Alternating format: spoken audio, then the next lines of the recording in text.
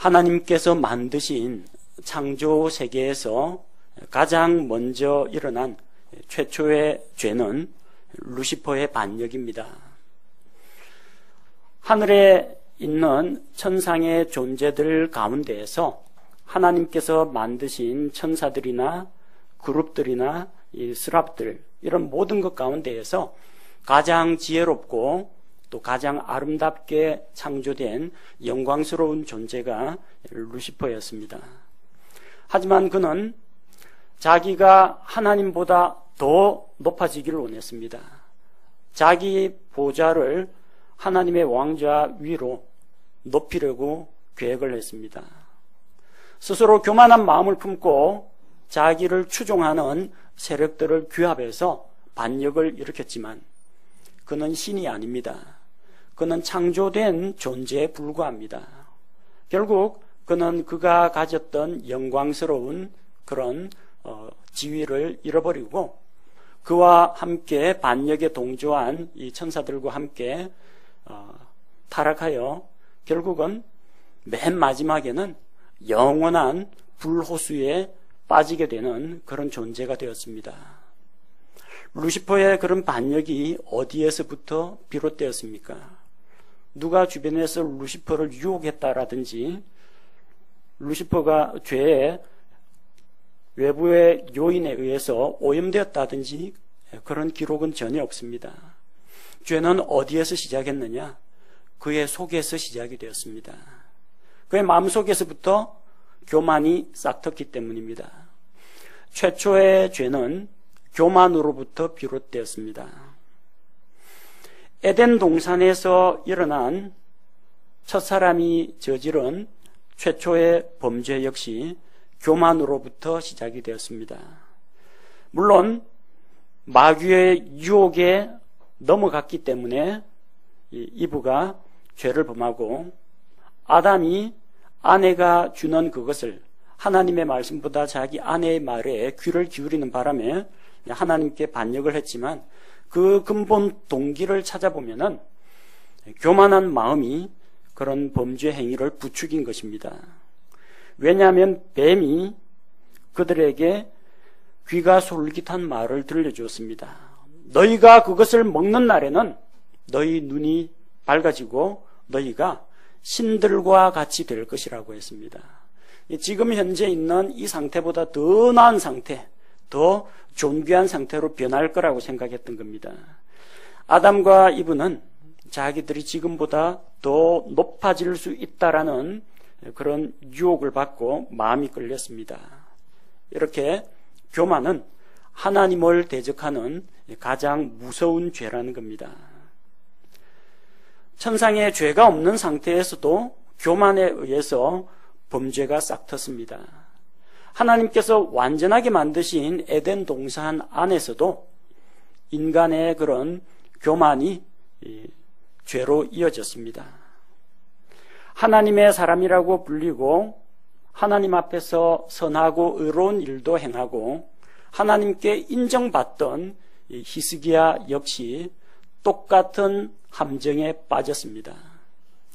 스스로 자기는 하나님의 은혜를 입었다, 하나님의 복을 누리고 있다, 그리고 하나님께서 약속하신 안정된 평화의 시간을 얻었기 때문에 이제는 더 이상 겸손히 머리를 조아리거나 자기를 돌아보아서 자기 자신을 하나님 앞에서 낮추거나 하지 않고 교만한 마음을 품었다는 겁니다. 오늘 우리가 읽은 본문 말씀을 통해서 우리는 구약 성경에 나오는 이 히스기야 왕이 어떻게 해서 그렇게 큰 복과 은혜와 놀라운 체험을 하고서도 하나님을 등지고 교만한 생각을 품게 되었는지, 또 그런 교만의 결과가 무엇인지에 대해서 살펴보고 경계를 받고자 합니다. 히스기야는 어떤 인물이냐 하면 남유다 왕국의 제13대 왕입니다. 그는 자기 조상들이 우상 숭배하던 것들을 전부 다 철폐하고 종교개혁 운동을 전개한 선한 왕이었습니다. 자기 아버지가 구약 성경에 나오는 그 사악한 왕들 가운데 이름을 올릴 만한 아하스 왕입니다. 아하스 왕이 숭배하던 우상들을 모두 파괴했습니다. 이게 쉬운 일이 아닙니다. 전대 왕이 그 사악한 일을 했다고 할지라도 그 왕이 죽고 나서도 그 지지하던 세력들은 여전히 남아 있습니다. 신하들, 백성들, 우상 숭배에 오염된 이런 사람들이 들고 일어날 수도 있는 문제입니다. 그러나 히스기야는 사람을 두려워하지 않고 하나님만을 두려워하고 하나님 앞에서 이게 아니다라는 확신이 생기면 단호하게 우상 숭배를 끊어버렸던 겁니다. 우상을 파괴하고 하나님의 성전을 정결하게 했습니다. 왜냐하면 하나님의 성전 안에 우상을 세우고 해와 달과 별들을 섬기는 그런 제단들을 만들었기 때문입니다. 또한 남유다 왕국뿐만 아니라 남북이 분단된 이스라엘인데 북이스라엘 왕국에도 사람을 보내어서 북이스라엘과 남유다가 연합으로 하나님 앞에서 유월절을 지키도록 했습니다. 그래서 많은 사람들이 북이스라엘에서 금송아지 숭배하고 있던 그런 사람들이 하나님의 말씀으로 돌아와서 함께 유월절을 지키면서 유월절 어린 양의 피를 기억하고 하나님의 구원의 역사를 기억하면서 자기들의 죄들을 회개하고 돌아오는 놀라운 일이 일어났습니다. 생각해보면 잘한 일들이 상당히 많습니다. 또한 아시리아 군대의 침략을 받았지만 하나님을 신뢰함으로 아시리아의 침략도 막아냈습니다.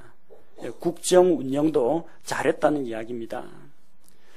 히스기야에 대한 평가는 여러 가지가 나옵니다. 그런데 우리가 한 가지만 보면 곤란하고요. 여러 가지를 같이 보는 그런 안목이 필요합니다. 열왕기에도 히스기야 이야기가 기록되어 있고 역대기에도 기록이 되어 있고 이사야의 글에도 히스기야 이야기가 나옵니다. 우리는 그 성경 말씀을 통해서 이 히스기야가 어떤 사람인지 여러 방면으로 살펴보고자 합니다. 열왕기하 18장 3절에서는 우리가 읽은 본문보다 몇 장 정도 더 앞에 있습니다. 열왕기하 18장 3절에 보면 히스기야가 자기 조상 다윗이 행한 모든 것에 따라 주의 눈앞에서 올바른 것을 행하니라. 하나님께서 인정한 다윗 왕은 하나님의 마음에 합한 사람이었습니다. 그래서 유다 왕국의 왕들을 평가하는 그 기준이 있어요. 그 조상 다윗의 길을 걸었더라. 이러면은 선하고 의로운 왕입니다. 반면에 그러나 그의 길이 다윗의 길을 좇지 않고 패역한 자기 조상들의 길을 따랐다. 이렇게 하면은 하나님 앞에서 사악한 왕이라는 이야기입니다. 다윗과 같이 다윗의 길, 하나님께서 인정하시는 그런 길을 걸었던 사람입니다. 저는 히스기야가 나쁘거나 사악하다고 이야기하지는 않습니다. 그러나 이렇게 훌륭하고 선하고 이 정치도 잘하고 신앙도 바르게 선 사람일지라도 언제나 넘어질 가능성이 있다는 걸 알고 조심해야 됩니다. 아까 우리 집사님 이야기할 때 몸이 아프고 병들었을 때는 주님하고 하나님을 찾다가 회복이 되니까 점점 주님이 멀어지기 시작했다고 하거든요. 하나님께서는 가까이 왔다 멀리 갔다 하시는 분이 아닙니다. 하나님은 항상 그 자리에 계십니다. 내가 하나님에게 가까이 갔다가 멀어졌다가 하는 것뿐입니다. 우리도 그럴 수가 있다는 이야기입니다. 답답하고 어려울 때는 하나님 찾다가 그 다음에 문제가 해결되고 나면 마음이 해이해지고 긴장이 풀려가지고 자기도 모르게 나태와 안일함과 교만에 빠질 수가 있다는 겁니다. 히스기야는 이런 여러 가지 선한 일들을 하고 또 특별한 하나님의 은혜를 경험했습니다. 우리 본문 내용이 길어가지고 다 읽진 않았지만 열왕기하 20장 1절부터 살펴보면 어떤 일이 일어났는지 알 수가 있습니다. 열왕기하 20장 1절에 보니까 히스기야가 병들어 죽게 되었다고 했습니다. 죽을 병이 걸렸다는 겁니다. 그런데 하나님의 대언자가 그에게 찾아옵니다. 하나님의 대언자 이사야가 찾아와서 이야기합니다. 내 집을 정리하라. 내가 죽고 살지 못하리라. 이 대언자가 찾아와가지고 저 왕이시여 건강이 좀 어떠십니까? 좀 속히 회복되셔야 될 텐데 제가 하나님께 기도하겠습니다. 이렇게 말해주면 위안이 되는데 오자마자 하는 말이 확인사살입니다. 회복될 가능성 없으니까 빨리 유언장 작성하고 그 다음에 누구한테 왕이 넘겨줄 것인지 그 생각하고 집안 정리하고 조용히 죽음을 맞이하라는 겁니다. 이 마른 하늘의 날벼락을 듣게 되자 히스기야는 너무나 슬펐습니다. 하나님께서 그렇게 말씀하셨다니까 의사가 그렇게 말했다면 혹시 불신이라도 하겠는데 자기가 믿고 섬기던 하나님 입에서 너 죽을 때 다 됐으니까 집안 정리하라 이런 죽음에 대한 예고를 경고를 받았습니다. 그러자 그가 자기 얼굴을 벽으로 돌리고 죽게 기도했습니다. 면벽 수행한 건 아닙니다. 세상을 보지 않고 사람들을 보지 않고 오로지 하나님만 보겠다 하고 얼굴을 벽으로 향하고 죽게 기도했습니다. 그러면서 하나님께 간구합니다. 3절에 오 주여 간청하오니 내가 진실함과 완전한 마음으로 주 앞에서 걸었으며 하나님 앞에서 이렇게 자신만만하게 기도할 만한 사람이 별로 없습니다. 저도 이렇게 기도 못합니다. 제가 어떤 존재인지 잘 알기 때문에 제가 완전하고 신실하게 이 말은 죄송하지만 하지를 못합니다. 근데 히스기야는 하나님 앞에서 이렇게 당당하게 자기 신앙을 고백합니다. 또 주의 눈앞에서 선한 것을 행하였음을 이제 기억하옵소서 하고 히스기야가 통곡을 했습니다. 지금까지 종교개혁을 하고 국가를 안정시키고 그리고 외세의 침략으로부터 자국민을 보호하고 많은 일들을 했는데 이제는 죽을 날이 다 되었다는 겁니다. 히스기야가 통곡을 하며 기도를 할 때 하나님께서 그의 기도에 응답을 했습니다. 기도 응답이 얼마나 빨리 왔는지 한번 보십시오. 4절 이사야가 가운데 뜰에 이르기 전에 주의 말씀이 그에게 임하니라 이르시되 순서대로 이야기하면 이렇습니다. 왕이 병들었습니다. 히스기야 왕이 병들었는데 이사야 대언자가 와서 위문을 와서는 죽을 것이라는 것을 확정적으로 말했습니다. 그 즉시로 그가 벽을 향해서 하나님만 바라보며 기도를 했습니다. 그래서 왕한테 할 말 다 했다고 이사야가 나오는데 아직까지 왕궁 정문도 빠져나가기 전입니다. 가운데 뜰쯤에 이르렀는데 그 이사야가 발걸음을 다 떼기도 전에 주의 말씀이 그에게 임했습니다. 되돌아가서 내 백성의 대장 히스기야에게 말하기를 주 곧 내 조상 다윗의 하나님이 이같이 말하노라. 내가 내 기도를 들었고 내 눈물을 보았노라. 보라 내가 너를 낫게 하리니 내가 셋째 날에 주의 집에 올라가리라. 하나님께서 이렇게 약속을 주셨습니다. 얼마나 놀랍습니까? 기도한 지 1시간도 안 지났습니다. 요 앞쪽에 나오는 히스기야의 기도문 3절 요거 말하는데 몇 초 걸리겠습니까? 그 기도하고 이사야는 할 말 다 했다고 가는데 가던 발걸음 돌이켜서 다시 와가지고 하나님께서 그에게 기도의 응답을 주십니다. 히스기야의 질병이 낫게 됩니다. 또 6절에 보니까 내가 내 날들의 15년을 더하여 주며 또 내가 너와 이 도시를 아시리아 왕의 손에서 건져내고 나와 내 종 다윗을 위하여 이 도시를 보호하리라 하라. 하나님의 기도응답입니다.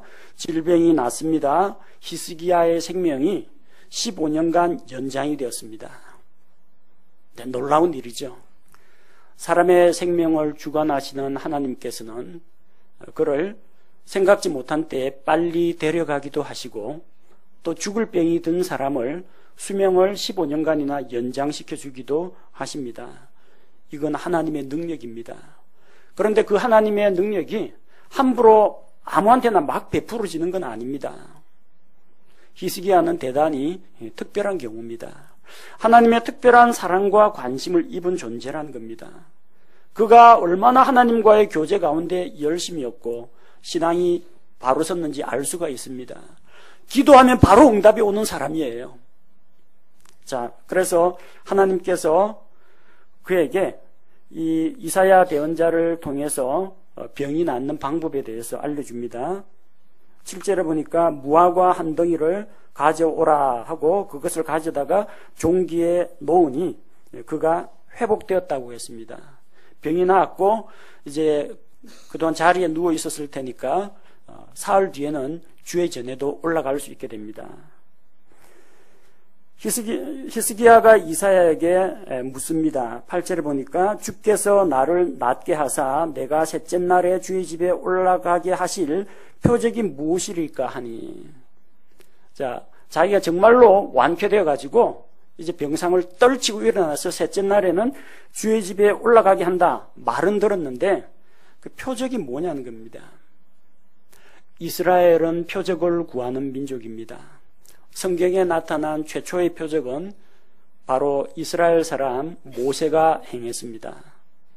지팡이를 던지니 뱀으로 변하고 그걸 다시 잡으니 지팡이로 변하고 자기 손을 품속에 넣었다 꺼내니 나병이 발병하고 다시 넣었다 꺼내니까 손이 회복되는 이 최초의 표적은 믿지 않는 이스라엘 사람들에게 믿을 만한 증거를 주기 위해서 하나님께서 이스라엘 사람 모세에게 주셨습니다. 신명기에 하나님께서 대언자들을 보내겠다 했는데 그들이 묻기를 그게 하나님께서 보내신 대언자인지 아닌지 우리가 어떻게 알겠습니까? 하니까 대언자를 보내서 내가 표적을 줄 텐데 대언자가 말한 대로 표적이 다 이루어지면 그건 하나님이 보낸 대언자고 그러나 대언자가 말을 했는데 아무런 성취가 없다. 그럼 가짜 대언자라고 말씀하셨습니다. 그래서 세계에서 유일하게 하나님으로부터 표적을 구할 수 있는 민족이 유대인들입니다. 또 그들은 표적을 통해서 믿습니다. 물론 그들 가운데에서도 표적 없이 하나님의 말씀만을 듣고도 믿는 자들이 있습니다. 그러나 확실한 증거를 주기 위해서 하나님께서 표적을 보여주십니다. 하나님께서 내 병이 낫고 셋째 날에 주의 집에 올라간다. 그리고 수명이 15년 연장된다. 말씀하셨으면 표적이 있거나 없거나 그건 그대로 이루어집니다. 그게 이제 말씀에 대한 믿음입니다. 그런데 히스기야는 표적을 구했습니다. 하나님께서 또 친절하게 표적에 대해서 응답을 주십니다.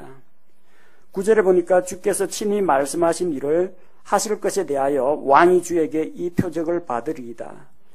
그림자가 이 해식의 그림자를 말합니다. 그림자가 앞으로 10도 나아가리까 혹은 뒤로 10도 물러가리까. 그림자가 정지해 있던 해식의 그림자가 10도 나아간다는 것은 시간이 휙 빨리 지나가지고 그림자가 앞으로 나아가는 겁니다. 그런데 그거는 시간만 지나면은 어쨌든 자연스럽게 그림자가 그렇게 나아갑니다. 근데 그림자가 뒤로 물러가는 것은 불가능입니다. 시간이 거꾸로 흐르거나 지구하고 태양의 상대적인 움직임이 반대로 되지 않는 한은 일어날 수 없는 일입니다. 히스기야가 대답합니다. 그림자가 10도 내려가는 것은 쉬운 일이니 그를 알 것이 아니라 그림자가 뒤로 10도 물러가게 하소서. 11절에 대언자 이사야가 주께 부르짖으며 기도하니까 그분께서 아하스의 해시계에서 10도 내려간 그림자를 뒤로 10도 물러가게 했습니다. 놀라운 표적이죠. 말로만 병 고쳐주겠다고 하신 게 아니라 실제 병 고쳐주십니다. 수명도 15년 연장시켜 주었습니다. 그런데 그거보다 더 놀라운 것은 천체의 움직임을 하나님께서 뒤바꾸어서 해식의 그림자가 후진, 뒤로 10도를 물러갔다는 이야기입니다. 얼마나 특별한 사랑과 은혜를 입은 사람인지 모릅니다. 자, 그러나 히스기야의 마음은 이로 인해서 교만해집니다. 언제 그의 마음이 교만해집니까? 병들었을 때에는 눈물로 통곡하면서 하나님께만 매달립니다. 우리도 그러지 않습니까? 답답하고 어려울 때는 하나님 찾습니다. 배부르고 형통할 때는 하나님을 잘 찾지 않습니다. 그리고 아프고 힘들고 연약하고 괴로울 때는 하나님께 막 아무 약속이나 다 합니다. 하나님 이번 한 번만 봐주시면은 제가 뭐든지 하겠습니다. 여러분 많이 경험하셨죠? 여러분 본인도 경험하셨을 테고 아마 자녀들에게서 경험했을 겁니다. 잘못했어요. 이번 한 번만 봐주시면 다시는 안 그럴게요. 봐주니까 다시는 안 그럽니까? 다음날 되면 또 합니다. 다음날 아니라 며칠 뒤에 또 똑같은 잘못을 저지릅니다. 그게 자녀들입니다. 그게 하나님 앞에서 우리 모습입니다. 우리는 답답하고 아쉬울 때는 하나님 찾습니다. 그럼 뭐든지 할 것처럼 정말 해외 선교사로 가겠다 헌신도 하고 100만 나면 자기 재산을 다 털어 바치겠다는 약속도 하고 주님을 위해서 몸 바쳐서 교회를 위해 봉사하겠다는 그런 헌신도 다짐하고 약속합니다. 그러나 하나님께서 기도응답 다 주시고 형통하게 해주시면 언제 그랬냐처럼 화장실 밖에서 동동거리면서 안에 있는 사람이 빨리 나오기를 기다릴 때 마음하고 자기가 안에 들어가서 느긋하게 일을 볼 때하고 마음이 다르다는 게 이게 바로 사람이 가지고 있는 기본 본성입니다. 병으로 고통스러워할 때는 겸손하게 하나님을 의지하던 그가 병에서 회복되었을 때는 그의 마음이 교만해졌다고 성경이 증언하고 있습니다. 열왕기 말고 똑같은 기록이 역대기하에 나옵니다. 역대기하 32장 24절, 25절에 히스기야의 그 질병과 병에서 회복된 것과 바빌론 사신들이 온 이야기가 동일하게 기록되어 있습니다. 역대기하 32장 24절, 25절 그때 히스기야가 병들어 죽게 되었으므로 주께 기도하며 그분께서 그에게 말씀하시고 이사야 대언자를 통해 말씀하셨죠. 또한 표적을 그에게 주셨으나 해식의 그림자가 뒤로 10도 물러갔습니다. 표적을 보았습니다. 주셨으나 주셨다. 그러나 뒤가 중요합니다. 히스기야의 마음이 높아져서 마음이 교만해졌습니다. 그가 자기에게 이루어진 은혜대로 다시 보답하지 아니하였으므로 병 낫고 수명 연장되고 놀라운 표적을 봤으면 이 놀라운 은혜에 감사하는 마음으로 하나님께 대해서 보답이 나와야 됩니다. 하나님을 높이고 찬양하고 백성들 앞에서 하나님의 이름이 위대하다고 간증을 하고 그래야 되는데 그런 보답을 하지 않았다는 겁니다. 마음이 교만해졌습니다. 그 때문에 그와 유다와 예루살렘 위에 하나님의 진노가 임하였다는 겁니다. 이 같은 구절 안에서 은혜가 나오고 진노가 같이 나옵니다. 하나님이 은혜를 베풀어 줬는데 은혜에 보답을 안 하니까 진노가 나왔다는 겁니다. 하나님으로부터 놀라운 은혜를 입고도 감사치도 아니하고 하나님을 영화롭게도 하지 아니하고 그 미련한 마음이 어두워져서 오히려 우상을 섬기고 자기를 높이게 될 때 하나님의 진노가 임합니다. 하나님의 징계가 그에게 임하게 됩니다. 언제 그의 마음이 교만해졌습니까? 병석에 누워있을 때는 교만하지 않았습니다. 제가 병원에 방문해가지고 신방을 가고 말씀으로 위로하면은 사람들이 그렇게 잘 받아들입니다. 중환자실에 누워가지고 숨이 까딱까딱 넘어가는 사람한테 복음을 전하면은 정말로 구원받고 지옥 안 가고 싶다고 하면서 받아들이는 분들이 너무나 많습니다. 근데 언제 교만해지느냐? 병 낫고 은혜 받고 형통하게 잘 풀릴 때 교만해집니다. 조심하셔야 됩니다. 우리도 모르게 자기도 모르게 태평한 시절에는 마음이 교만해지기가 쉽습니다. 두 번째, 사람이 언제 교만해지느냐? 사람이 자기 앞날을 미리 알면 교만해집니다. 합격 발표를 기다리는 수험생들은 하나같이 이렇게 이야기합니다. 시험 잘 못 봤는데 어떡하지 합니다. 알고 보면 잘 봤어요. 근데 잘 봤다고 자랑하다가 나중에 불합격하면 그 무슨 망신입니까? 그래서 대부분 중간고사, 기말고사 보면 이번 시험 너무 어려웠다. 그렇게 어려웠는데도 자기가 좋은 성적 받으면 이제 자기가 이제 올라가는 겁니다. 그래서 어쨌든 시험이 어렵고 문제가 꼬였고 자기 건강 상태도 안 좋았고 하여튼 여러 가지로 자기한테 부정적인 걸 먼저 이야기합니다. 그리고 자기 자신도 좀 불안하긴 합니다. 잘 돼야 될 텐데.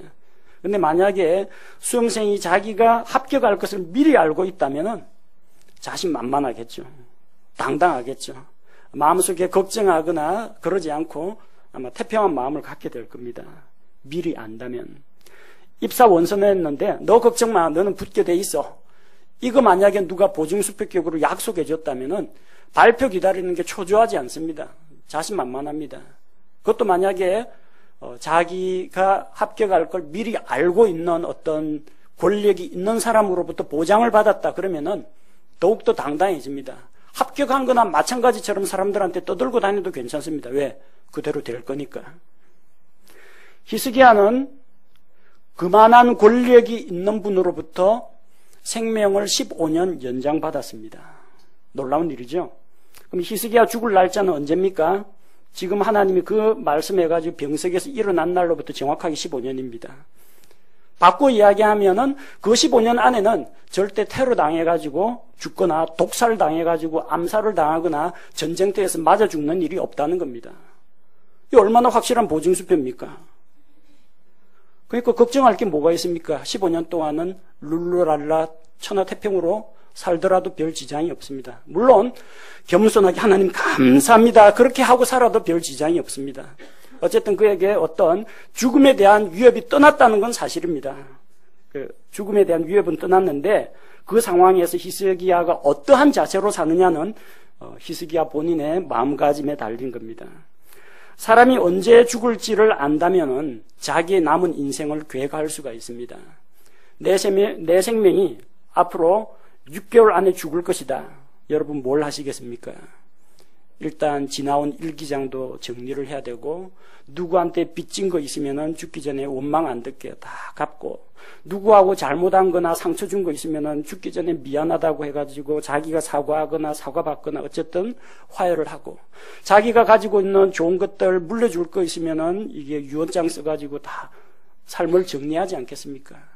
그리고 하루하루 카운트하면서 지낼 겁니다. 앞으로 나에게 남은 날짜는 85일 남았습니다.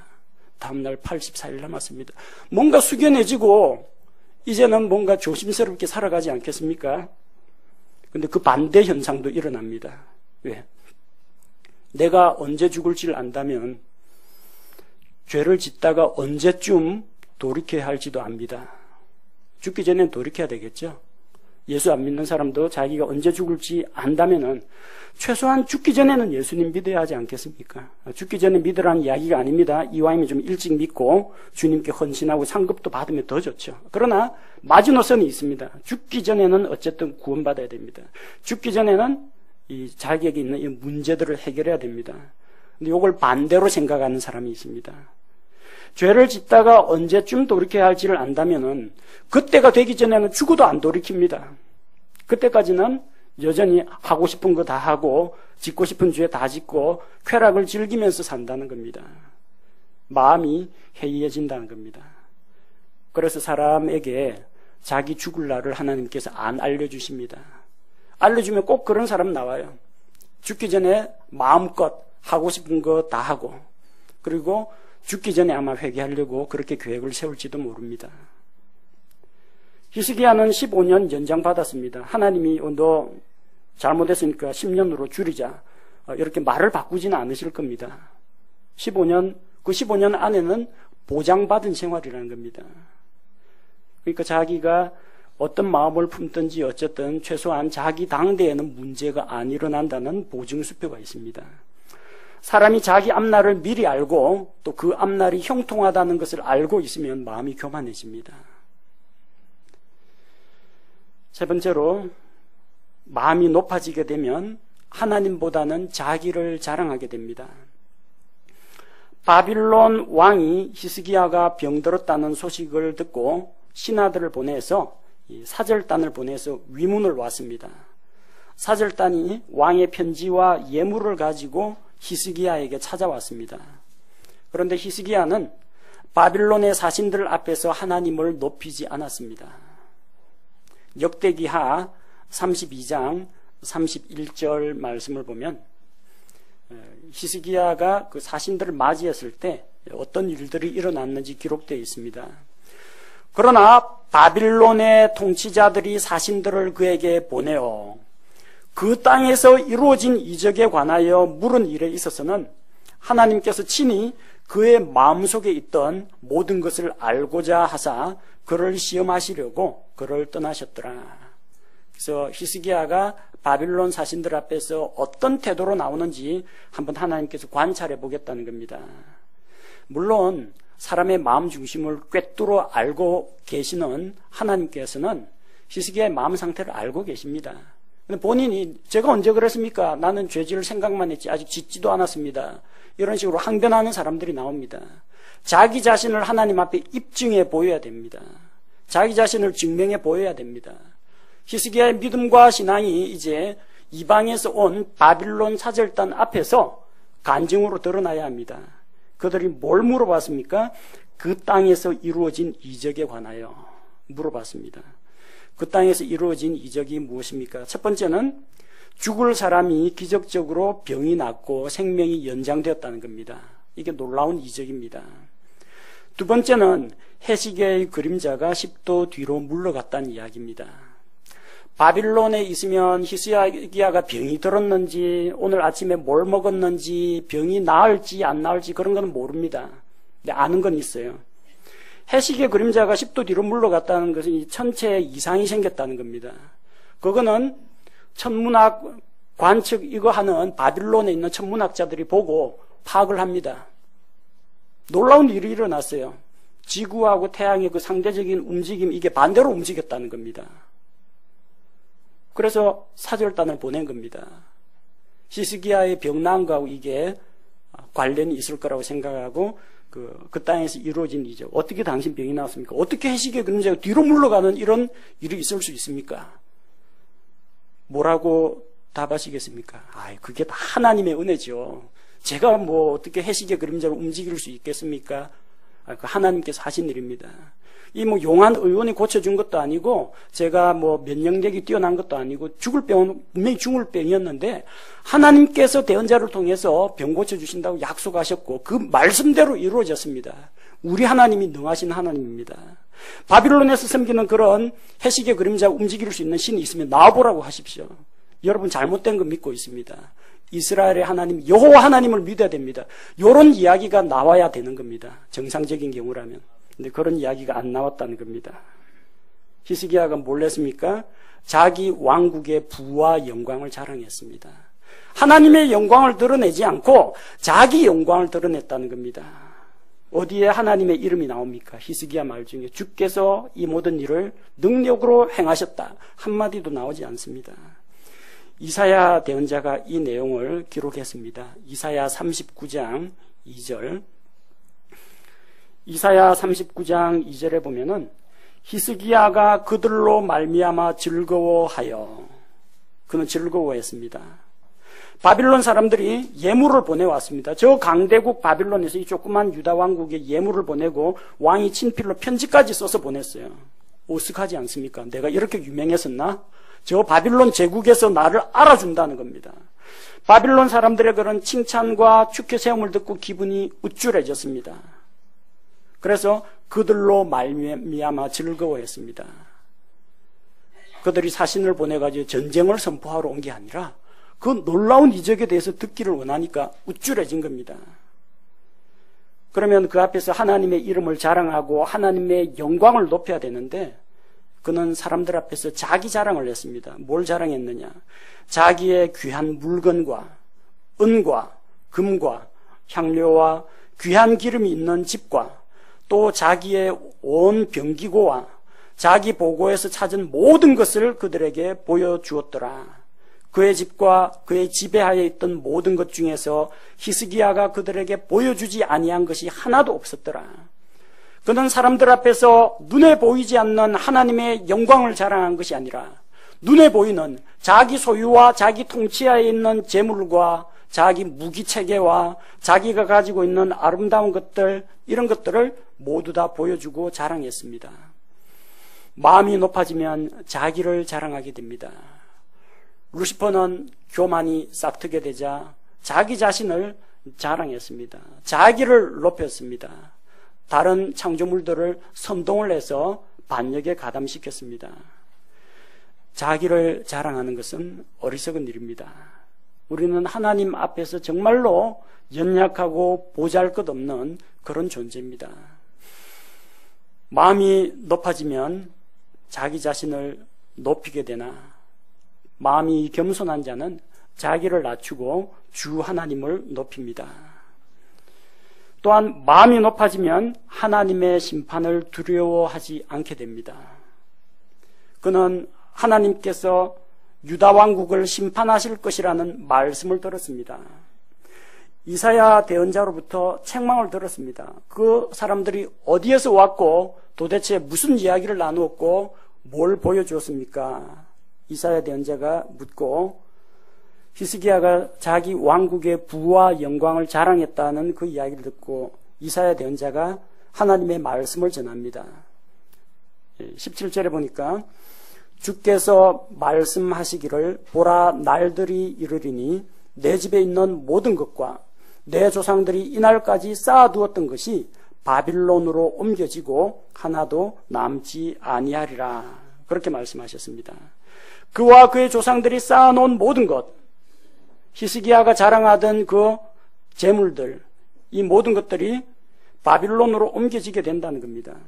뿐만 아니라 18절 말씀을 보니까 또 그들이 내게서 나올 내 아들들, 히스기야의 아들들을 빼앗아가서 바빌론 왕궁에서 내시가 되게 한다고 했습니다. 이 엄청난 재난의 소식을 들었습니다. 하나님께서 히스기야에게 너는 죽을 테니까 죽을 준비해라. 집안 정리해라. 이 말씀을 들었을 때는 자기 한 사람 죽는 걸로 끝납니다. 죽어서 낙원 가면 그만입니다. 근데 지금 이거는 히스기야 한 사람에 대한 이야기 아니라 남유다 왕국 전체에 대한 이야기입니다. 바빌론 군대가 쳐들어온다. 이 도시를 다 파괴할 것이다. 너의 재산, 성소에 보관되어 있는 하나님의 귀한 성소에서 쓰는 귀한 예물들, 이 모든 것들을 전부 다 바빌론으로 옮기게 될 것이다. 내 아들들은 사로잡혀서 가서 바빌론에서 내시가 될 것이다. 재난에 대한 경고의 말씀을 들려주었습니다.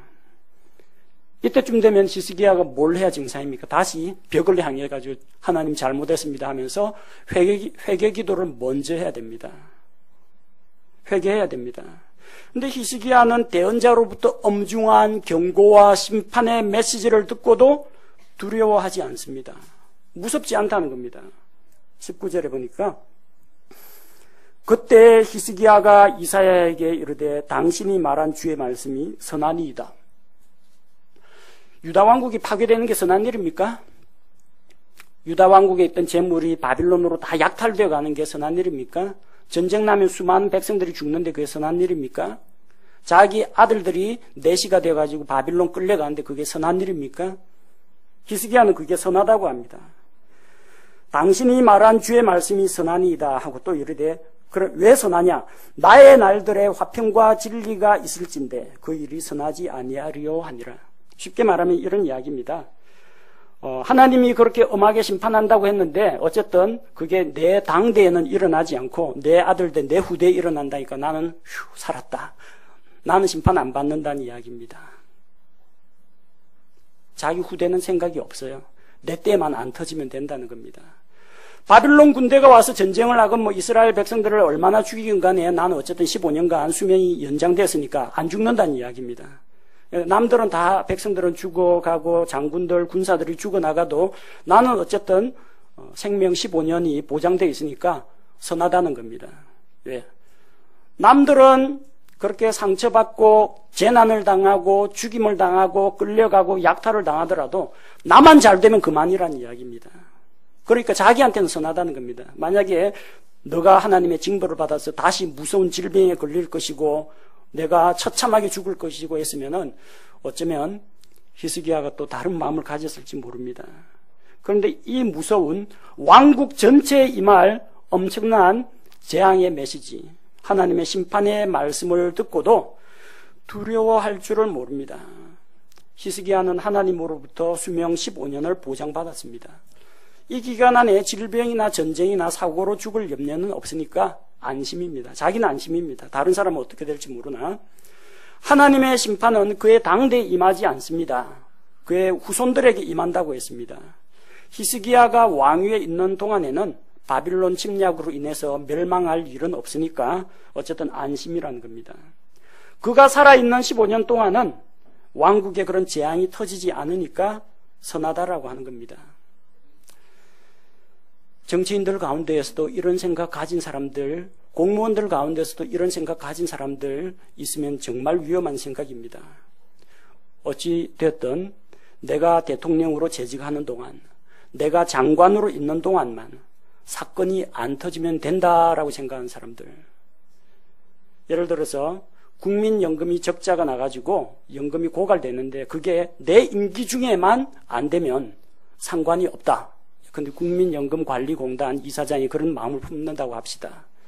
그럼 어떻게 하겠습니까? 공단 재정을 허술하게 관리를 하게 될 겁니다. 내 때만 안 터지면 된다라고 생각하면은 적자가 쌓여도 자기 당대에만 폭탄이 안 터지면 괜찮은 겁니다. 집값이 너무 올라갔습니다. 집값이 좀 떨어졌으면 좋겠는데 집값이 떨어지기 시작하면 부동산 대폭락이 옵니다. 부자도 괴롭지만 그 부자들을 괴로운 것에 비하면 우리 같은 서민들은 더 힘들고 더 괴롭습니다.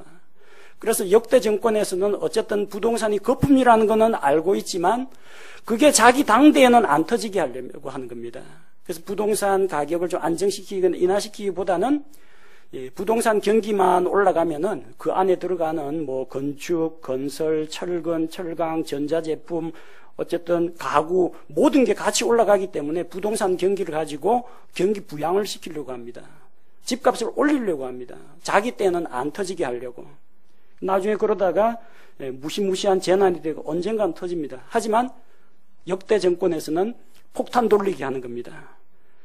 부채 많이 쌓아놓고 외환 보유고 바닥 내놓고 다음 정권한테 물려주면 그때는 내 임기 끝났으니까 나하고 상관없다는 이야기입니다. 그 폭탄을 받아든 그 정부가 잘못했기 때문에 자기는 책임이 없다고 생각하는 겁니다.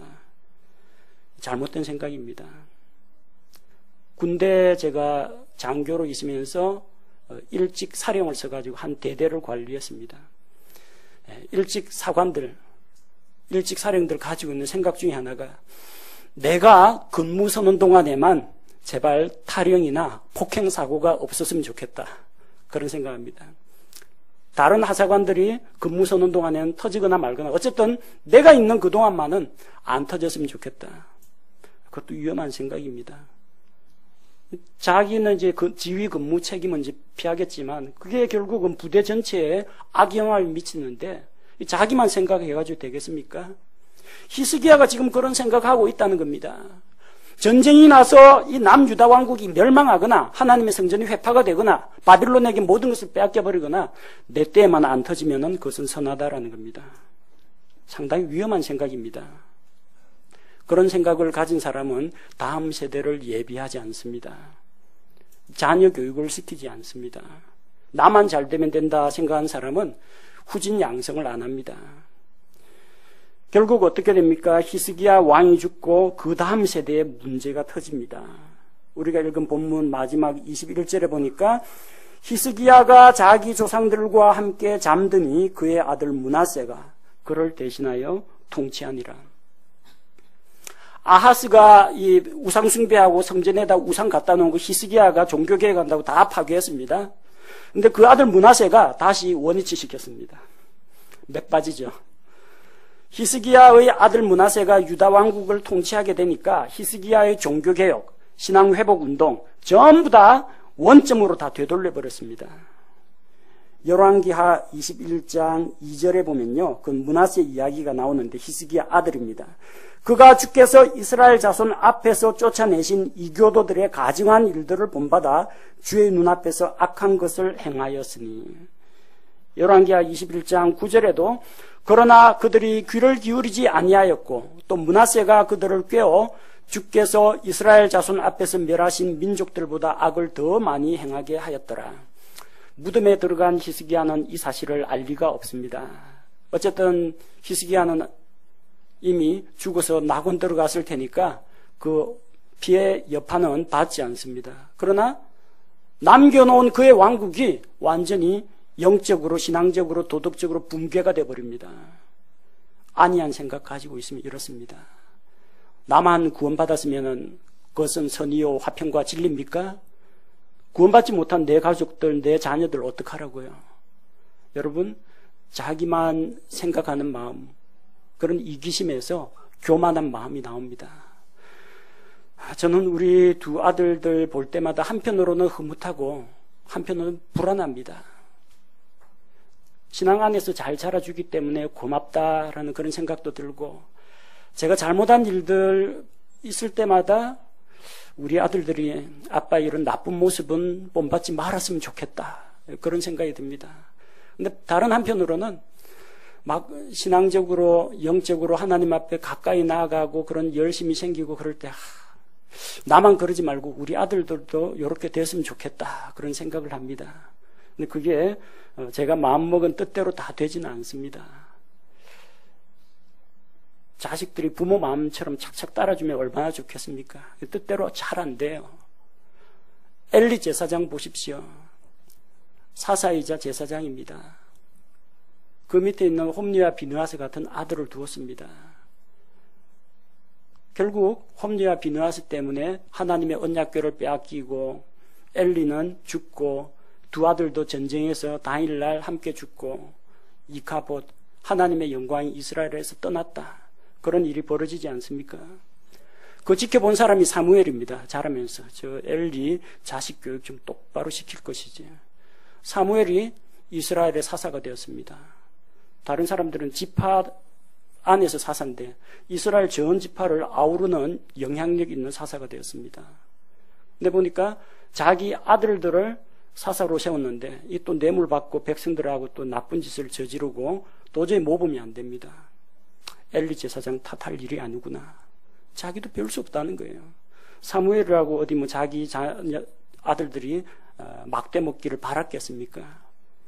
근데 그 다음 세대에 사무엘의 믿음이 그 아들들에게 물려지지 않는다는 겁니다. 키나 몸무게나 아니면은 얼굴 빛깔이나 골격은 아들들한테 유전을 시킬 수가 있는데 신앙은 유전이 안 됩니다. 다만 믿음의 부모 아래에서 말씀으로 계속 양육을 받고 훈계를 받고 징계를 당하면서 다듬어져 가는 겁니다. 히스기야는 므낫세 자기 아들을 교육을 잘못 시켰습니다. 완전히 신앙계획 운동한 거 다 말아먹었습니다.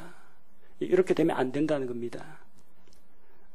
저와 저희 가정이 그렇게 돼서는 안 되고 여러분과 여러분 가정이 그래서는 안 됩니다. 그리고 우리와 우리 이 민족과 국가 역시 마찬가지입니다. 우리 바른 말씀, 바른 진리 알고 있고 그래서 잘 됐다, 그래서 우리는 선하다, 그렇게 말할 수 있느냐? 시야를 좀 넓혀가지고 주변을 돌아보십시오. 히스기야처럼 나만 잘 되면 된다, 내 때에만 폭탄 안 터지면 된다, 아니한 생각 갖지 마시고요. 다음 세대를 좀 생각합시다. 그래서 신학원 교육도 그래서 계속해서 시키고 있는 거고, 오후 성경 공부도 시키고 있고, 유치부에도 이제 좀 말씀을 선포하면서 유치부도 좀 가르쳐야 되겠다, 이런 계획을 하고 있는 게 다음 세대를 키워야 된다는 겁니다. 아하스가 잘못한 거 히스기야가 바로 잡아놨더니 므낫세가 다 엉망으로 만들어 버렸습니다. 바로 잡는 건 힘듭니다. 말아먹는 건 한순간입니다. 우리 이 교회 안에서 바른 말씀이 선포가 되고 또 성도들이 하나로 연합하고 좋은 일입니다. 이걸로 끝나면 안 됩니다. 우리 여기 보니까 60 넘으신 어르신들도 많이 계신데 그 다음 세대를 이어가면서 계속해서 이 믿음을 이어받고 또 많은 사람들을 주님 앞으로 인도할 다음 세대를 우리가 양육을 해야 됩니다. 학생회도 마찬가지고요. 주일학교 마찬가지, 청년회 역시 마찬가지입니다. 교만한 마음을 품지 말아야 됩니다. 교회가 부흥하고 있다, 재정이 늘고 있다, 성도들의 숫자가 늘고 있다, 그것 때문에 마음이 나태하고 안일해져서는 안 됩니다.